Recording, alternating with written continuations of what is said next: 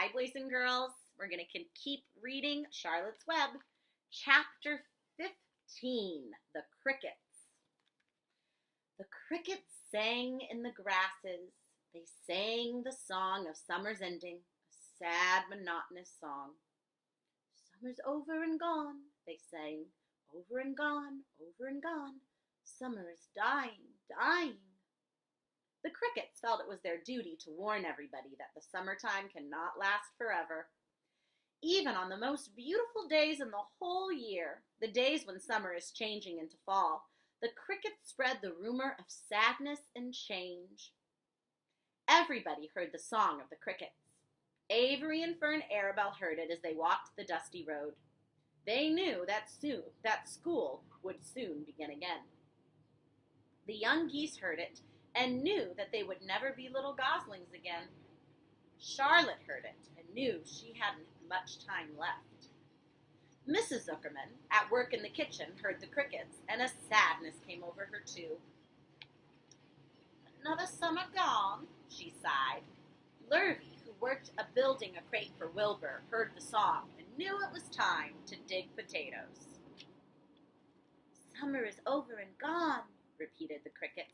How many nights till frost, sang the crickets. Goodbye, summer, goodbye, goodbye. The sheep heard the crickets, and they felt so uneasy they broke a hole in the pasture fence and wandered up into the field across the road. The gander discovered the hole and led his family through, and they walked to the orchard and ate the apples that were lying on the ground. A little maple tree in the swamp heard the cricket song and turned bright red with anxiety. Wilbur was now the center of attraction on the farm. Good food and regular hours were showing results. Wilbur was a pig any man would be proud of. One day, more than 100 people came to stand at his yard and admire him.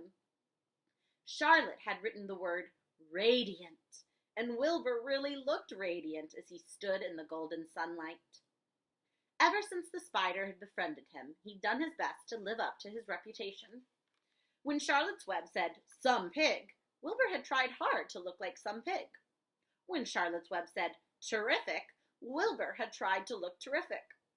And now that the web said radiant, he did everything possible to make himself glow. It is not easy to look radiant, but Wilbur threw himself into it with a will. He would turn his head slightly and blink his long eyelashes. Then he would breathe deeply. When his audience grew bored, he would spring into the air and do a backflip with a half twist. At this, the crowd would yell and cheer. "How's that for a pig?" Zuckerman would ask, well pleased with himself. "That pig is radiant." Some of Wilbur's friends in the barn worried for fear all this attention would go to his head and make him stuck up. But it never did. Wilbur was modest. Fame did not spoil him.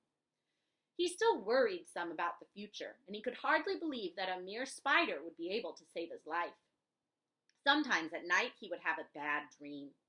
He would dream that men were coming to get him. But that was only a dream.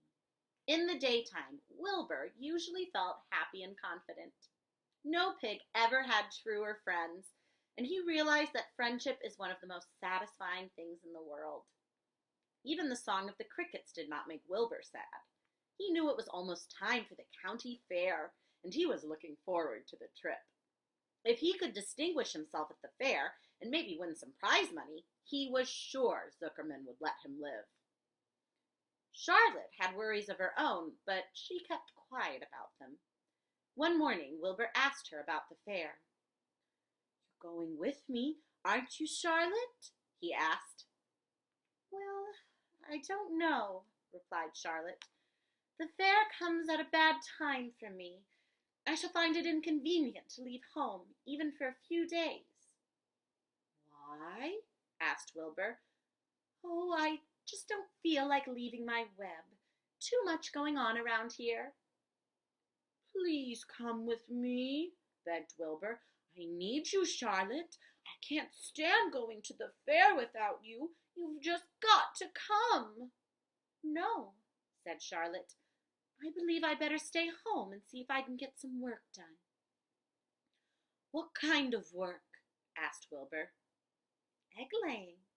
It's time I made an egg sack and filled it with eggs.